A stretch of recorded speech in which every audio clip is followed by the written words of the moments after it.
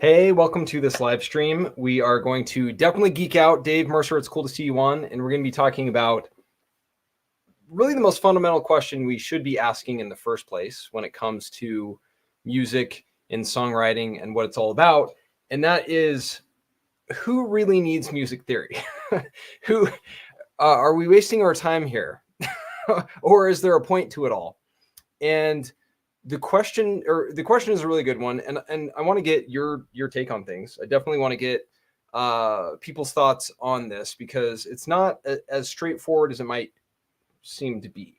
The answer may surprise you, depending on who you are and how you look at things. So the question is, do you really need music theory more specifically? And I pulled up some quotes of some different musicians, found some quotes online.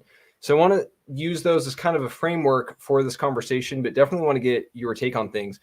And first, I should say that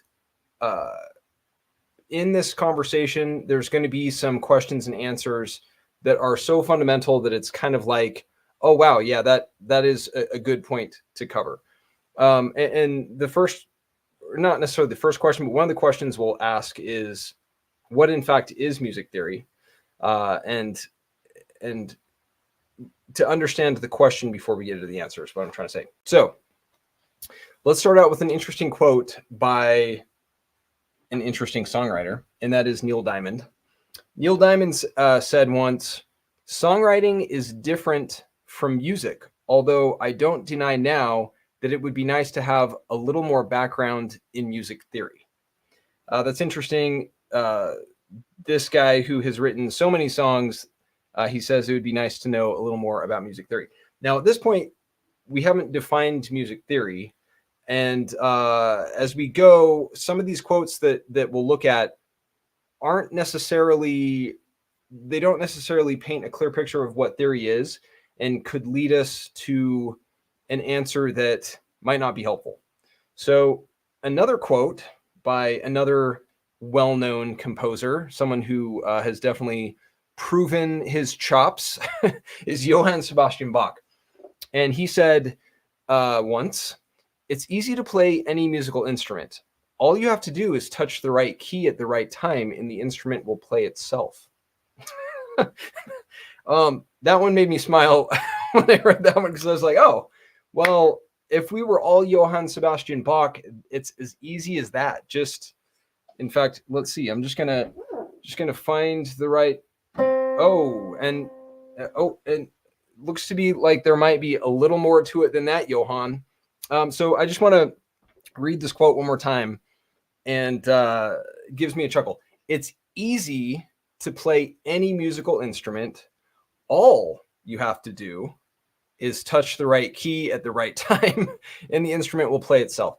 So he's maybe implying that you don't need music theory, that the instrument will play itself. This quote kind of reminds me of something I've heard from this songwriter, Gwen Stefani. These are lyrics from one of the songs, and it says, "You don't need no money, don't need a thing. I don't even need a wedding ring. All I need is love and the truth." And I think that, so she's saying that I don't need money, I just need love. I understand that love is a beautiful thing, but to say you don't need money when you're worth around, I think it's maybe 120 million, it's kind of easy to be like, you know what? Now that I have this amount, I don't need anything. These lyrics are actually very similar to another set of lyrics by Paul McCartney in the song "Can't Buy Me Love." "I'll buy you a diamond ring, my friend, if it makes you feel all right. I'll get you anything, my friend, if it makes you feel all right, because I don't care too much for money. Money can't buy me love." And the last time I checked, I think he was over 1 billion. So it's kind of easy to say. Actually, there's a funny side story on that. In 1963, when he was visiting the US for the first time, some people, he was like in Miami, and they're like, "Hey, you can go take out the speedboat, take my daughters out on the speedboat, have a good time." and he was, driving this boat, and he said he specifically thought money can buy me love.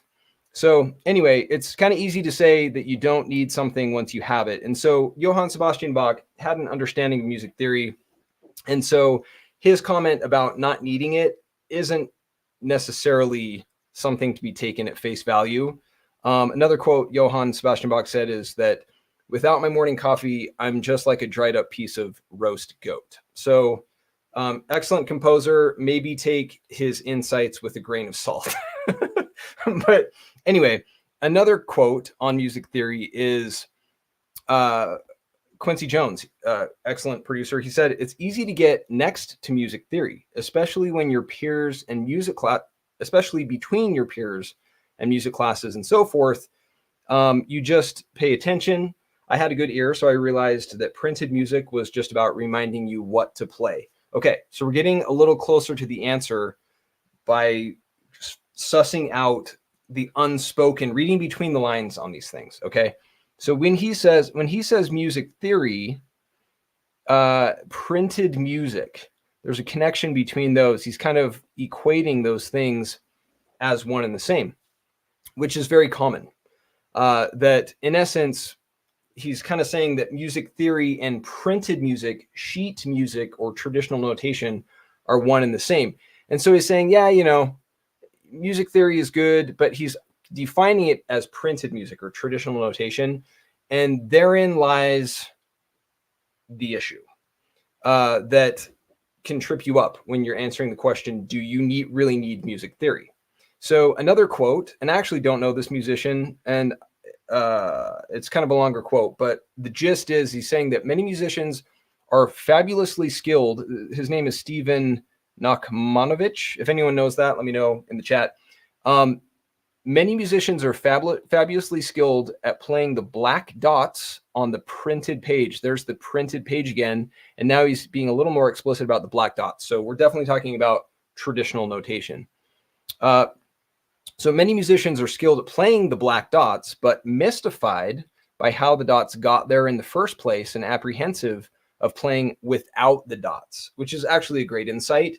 And I talk about that in music theory course in part 3, lesson 10 specifically, where music notation is presented as this window or this barrier to entry on music, and it's presented as music theory in and of itself. And so he's saying that a lot of people are really good at following the leader, in essence, that traditional notation allows them to parrot the creations of other musicians, but not necessarily create their own music without those black dots. And he says, music theory does not help here. It teaches the rules of grammar, but not what to say.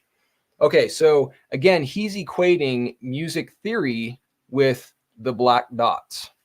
And it's an important distinction to make here, which is that these black dots, whether it's traditional notation or finger charts in the form of, say, like a scale or a chord, they all look essentially the same. They're a bunch of black dots.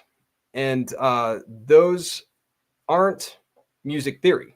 In fact, theory and notation are not one and the same. So we're already getting quotes by multiple people, Quincy Jones, I assume Bach, and also the Stephen guy, that they're kind of equating, they're completely equating theory and notation. So, and they're saying that those things, you can take it or leave it. So if music theory is music notation and you don't need notation, then you don't need theory. If they are equal. If they are equal, then if you get rid of notation, by definition, you can get rid of theory as well. However, they're not one and the same, as we explore at length here in, and I'll definitely be picking apart notation in more detail in some upcoming videos, but these black dots are more like Braille for the blind than a clear insight into the fundamental patterns of music. So let's look at this as, again, notation. This is, say, the composer writing the music, and the performer merely playing the music is not necessarily creating. They're making music, but they're not creating their own music in this sense. This person is following the leader.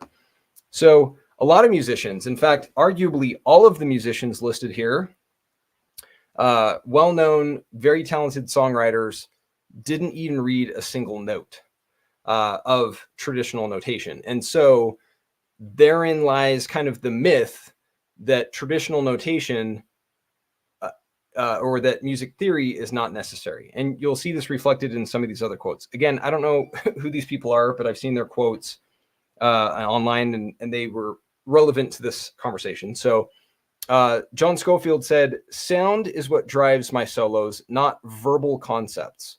I never think I'm going to use Lydian dominant scale and then go up a half step, even though that might be exactly what I end up doing." So he's speaking in terms of actual theory, like he actually understands the pattern of a Lydian dominant, which is much more advanced than merely following black dots on the printed page. So we'll come back to that quote. So Blake Judd said, "I took music theory in high school." And when we read music theory, and especially if you're learning it in high school, you can just picture that as black dots. Okay. So when he says music theory, he means traditional notation. So I learned traditional notation in high school and dropped out halfway through the semester because it was ruining music for me. That reminds me of another quote or another anecdote by Paul McCartney.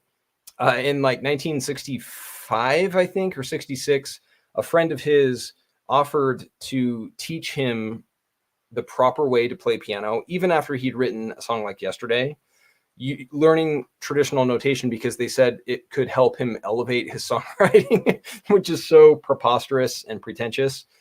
And he just respectfully said, "No, I don't think so. I don't think I want to learn the proper way because I think it's going to mess me up," much like Blake Judd said here. Amos Lee said, "I don't know anything about music theory at all, zero, but I don't really need to." Now, to be fair, I haven't heard Amos Lee's music to know if it's good and if that lack of knowledge is reflected in the sounds you hear. But again, the assumption, I believe, is that traditional notation, which is true. You really don't need to know notation to create music. If the definition of music theory is notation, then Amos Lee is completely right. Black Francis, again, I don't know the person, but it was an interesting quote. "I'm an untrained musician. Untrained musicians don't really have any music theory.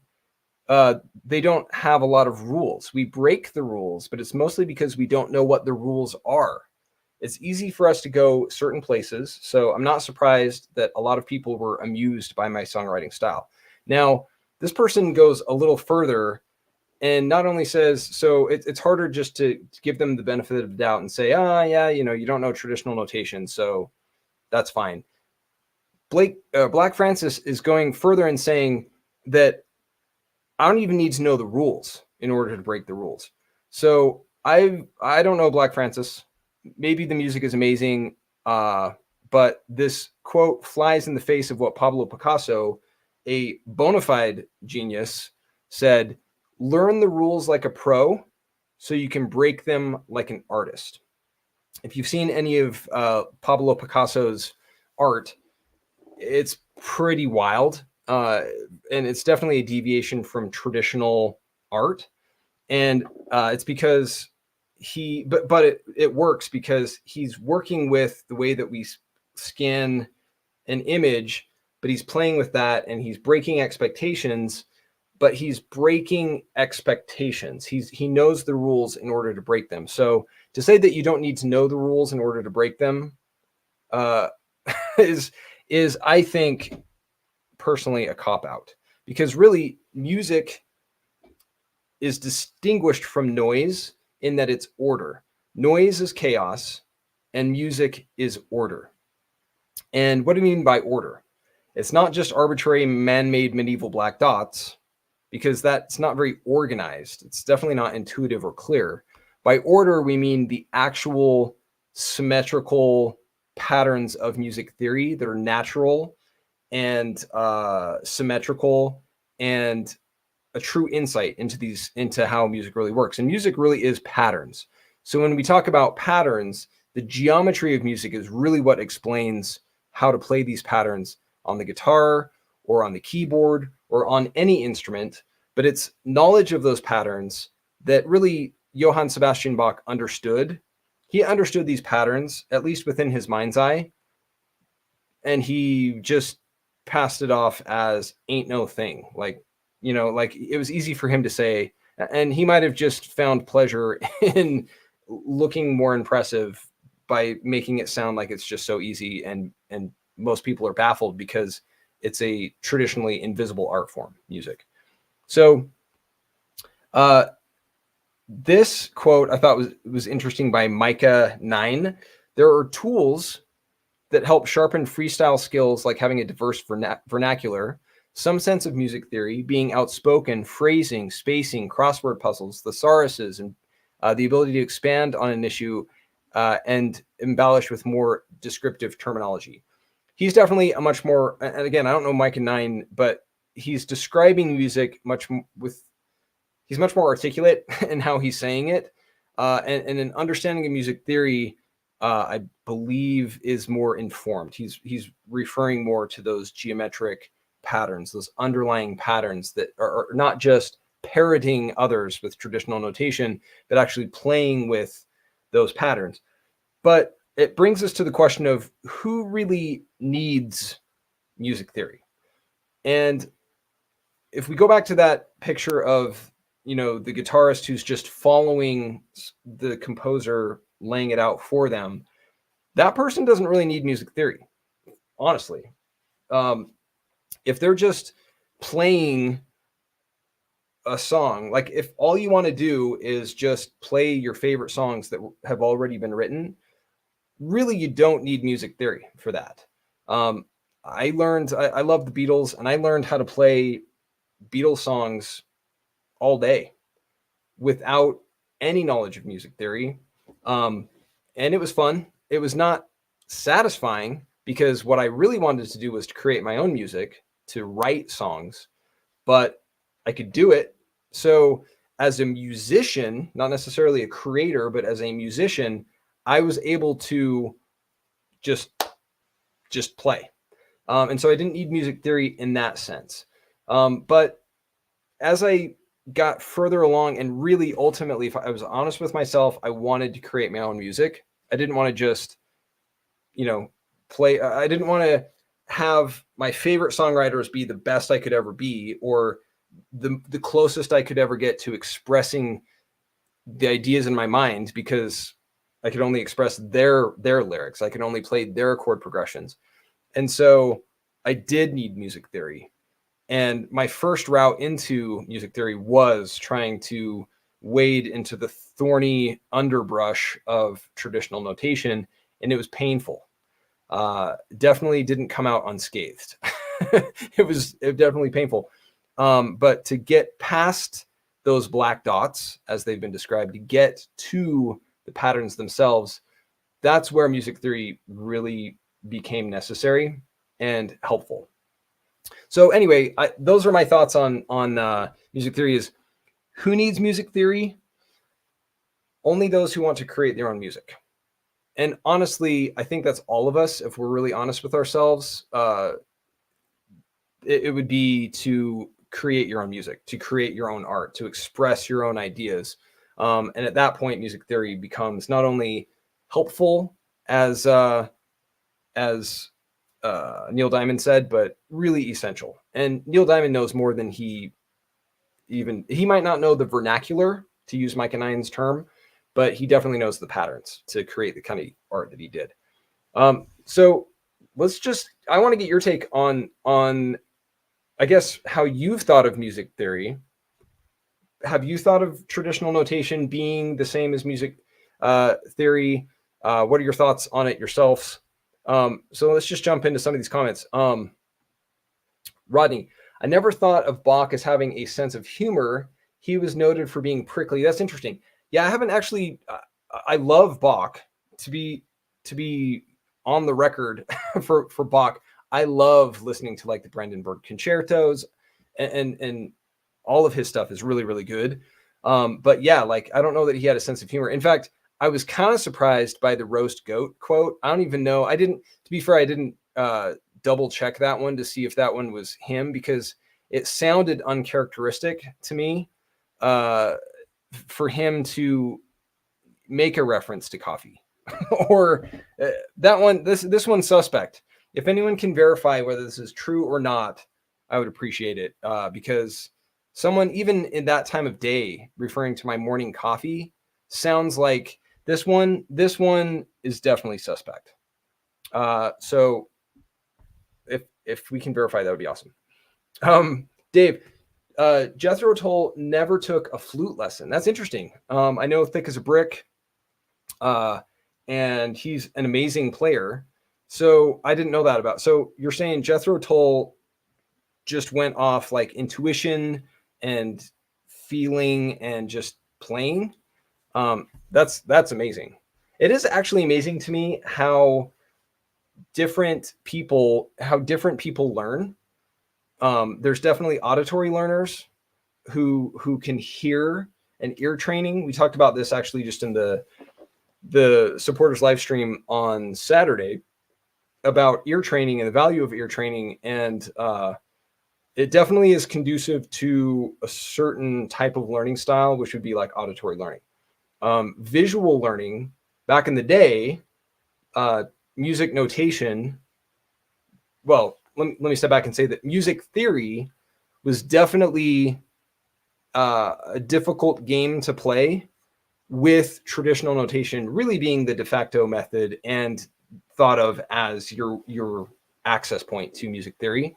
Being a visual learner confronted with traditional notation was more than a buzzkill. Definitely difficult.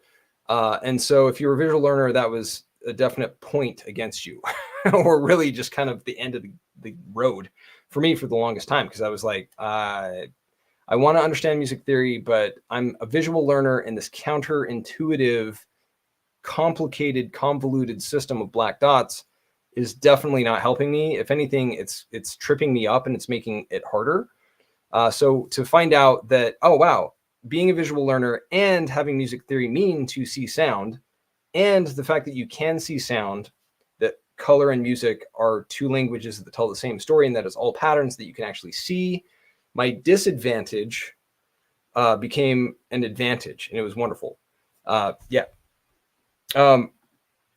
Rodney, so Bach wrote a tribute to coffee and called it the Coffee Cantata.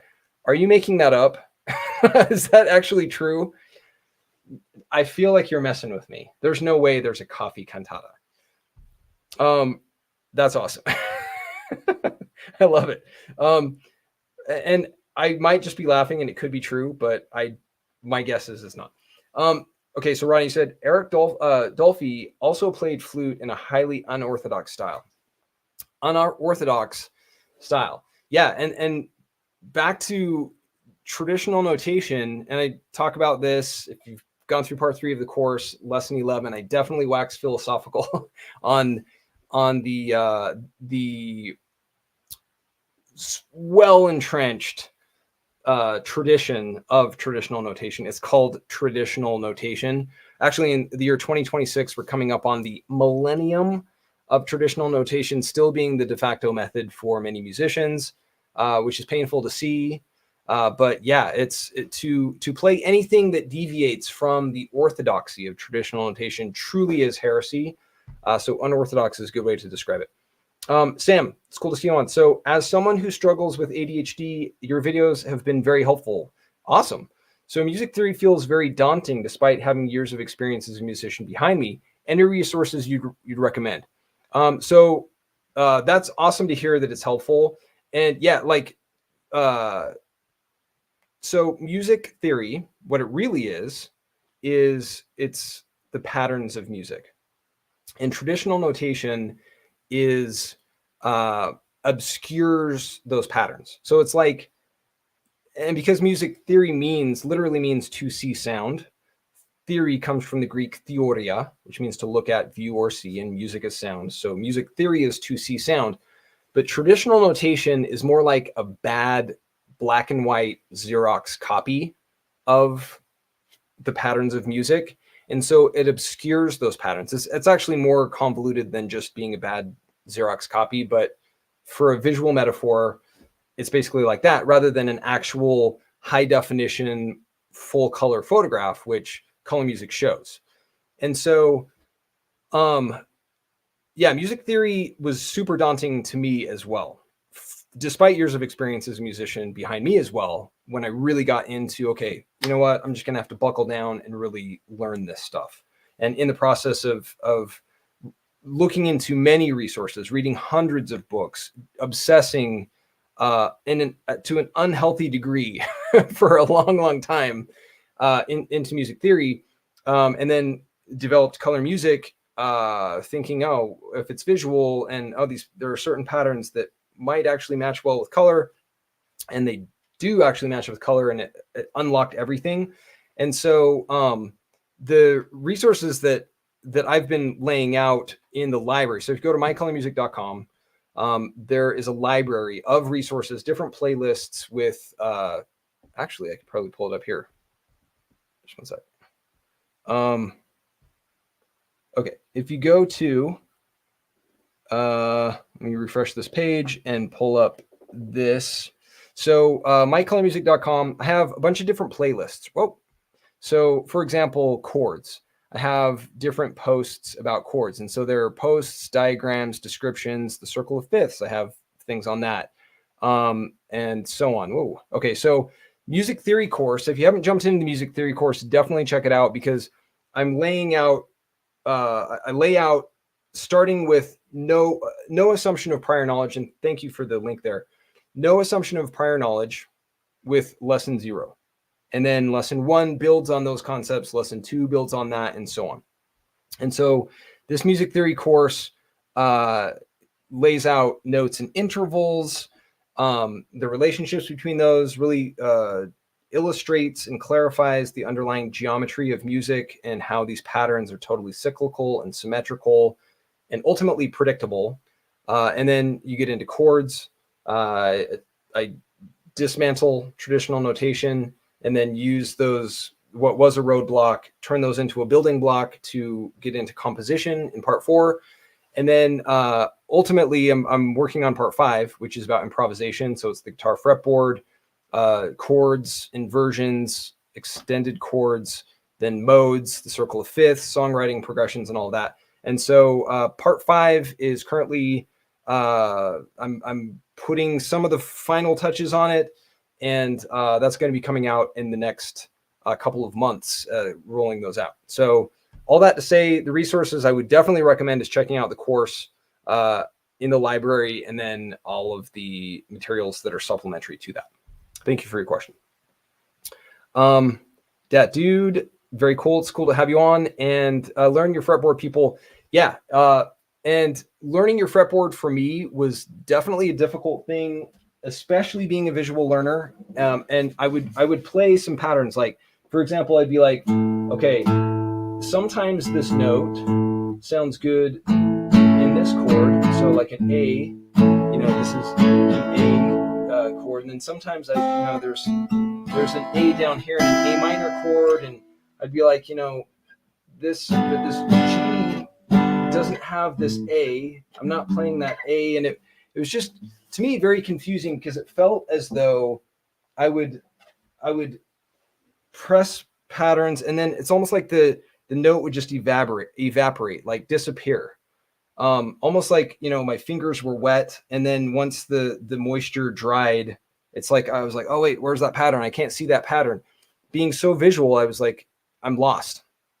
So to see that it's really just this very organized matrix of notes, and I get into that in part 1 of the course.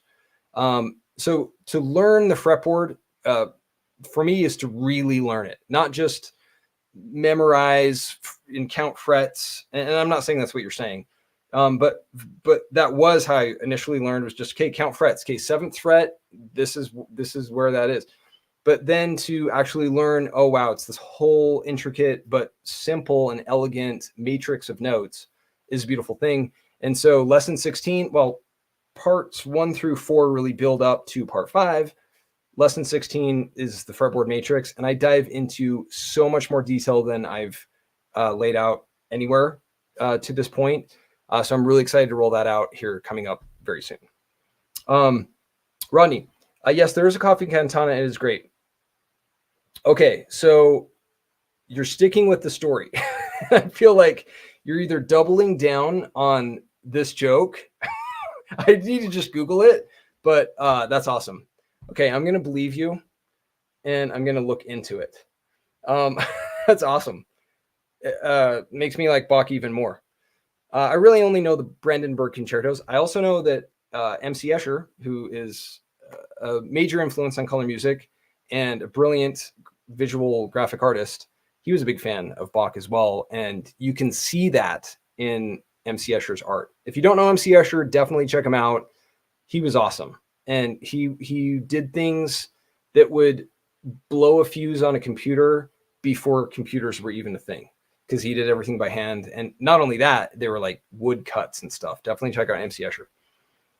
All right. So, Rodney, you said Bach's Coffee Cantata BWV 211 is of course in German. The words are quite humorous. Well, I'll have to check that out. And is the roast goat part, is that where that comes from? It seemed weird to me that they would be a quotes website would just make up a quote. That's normally not what they do. So that's super interesting. So Virtuous Heretic, Coffee Cantata is on my Google list now. It's on my Google list now as well. So I'm actually tempted to look it up. Let's look it up together, shall we? Because it's still a little bit unbelievable. So I'm going to look it up. Hold on. Let me do Google. Let's see. What am I looking up? Bach coffee. Oh my gosh. Oh wow. That's amazing.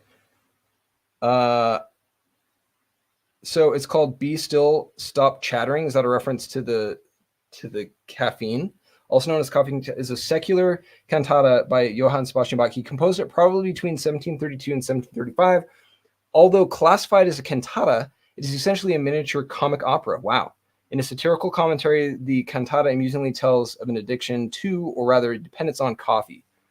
Okay, well, I sincerely apologize for even hinting at you trolling me. That's awesome. That's wonderful. So I'm definitely going to be listening to that tonight. But I can tell you that it was not just the instrument and not just the coffee talking when he composed that. It was music theory. He was speaking in the language of music theory with an understanding of those patterns. And you can actually see that reference to language is reflected in some of those quotes where they talk about the grammar of music and the the vernacular or the vocabulary, the thesaurus. And I get into that in part 5. When you get into improvisation, which part 5 of the course is about, it's being able to speak the language of music, and not having an understanding of that language is, you get tongue-tied, right? Because if you have thoughts in your head but you don't know how to articulate it or how to express it, then it's definitely frustrating. And it's not the kind of emotion that I go for, is the feeling of emotional or spiritual constipation, for lack of a better term. It's to be able to let it out, to be able to express. Dave, we learn something every Monday night here. That's awesome. I definitely did. The coffee cantata, how cool is that? I'm guessing it's really good too. You almost can't go wrong with Bach, I feel. Does anyone have a favorite classical composer here? Bach is mine. I know there's, big Mozart fans, big, Beethoven and Vivaldi. There are lots of great composers, but I know George Martin Beatles producer, actually wrote a book about the Four Seasons, I believe. So he was a big fan of Vivaldi. For me, it's Bach. Oh, Rudolph, it's cool to see you on. Dolph, Chopin, very cool. It's interesting how much variety there is between composers, especially when they're applying their own creative force to the art, which is definitely based on an understanding of music theory. And a lot of these traditional or classical composers, definitely they're working with traditional notation, but I'm confident that their understanding of theory transcended notation, that they were able to master the patterns of music, not because of notation, but despite it. And these days, Mahler fills concert halls. Yeah, Mahler's got some good stuff. So a lot of times we talk about, classic rock. I know I referenced the Beatles a lot. I pulled up a picture of a lot of musicians from the 20th century, but there's a lot of good music all over the place and spanning the centuries. Yeah, definitely check out some Bach while listening to Bach while exploring MC Escher. And then if you jump into the course right after that, your mind will be primed for all of the patterns that unfold, because MC Escher is basically the visual aspect of Bach. And together that they are basically like music theory together. Actually, there's a book called Gödel, Escher, Bach that I've never actually read, but it's got a really cool cover that talks about the similarities between Johann Sebastian Bach and MC Escher. And I believe Gödel was an author, maybe, and how they are basically just different perspectives of the same thing when it comes to patterns. And that's the beautiful thing. To your point, Dave, about learning on Monday nights, that's the beautiful thing about music theory, is that it, to me, is super insightful on things that are beyond just music. Like, it's more than just making sound. Music is way more than that for me personally. And as you get into music theory, it is as beautiful and as insightful as music itself. It's just the visual component of it, or the visual aspect. Yeah, music theory is super cool. And so to say that not everyone needs music theory is hard to say for me, especially because it's like, I really do think, everyone could use music theory, but you have to consider the individual and what their goals are.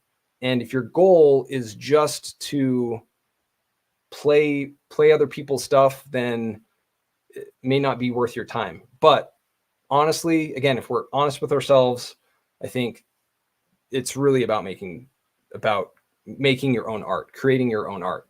And if that's the case, then yeah, music theory is necessary and super insightful and wonderful, and leads to super geeky conversations like this, where I can discover the coffee cantata. How cool is that? Yeah. So there is a lot more to cover. We'll be geeking out more on some of these elements of music theory as we go. And that wraps it up here. And actually, my iPad is about to die because I forgot to charge it before this. So I did like an emergency charge. So we'll wrap it up for this one. Thank you for being here, talking about music with me, and we will be talking very soon. Have a great rest of your week, and I'll see you in the near future. We'll see you. Bye.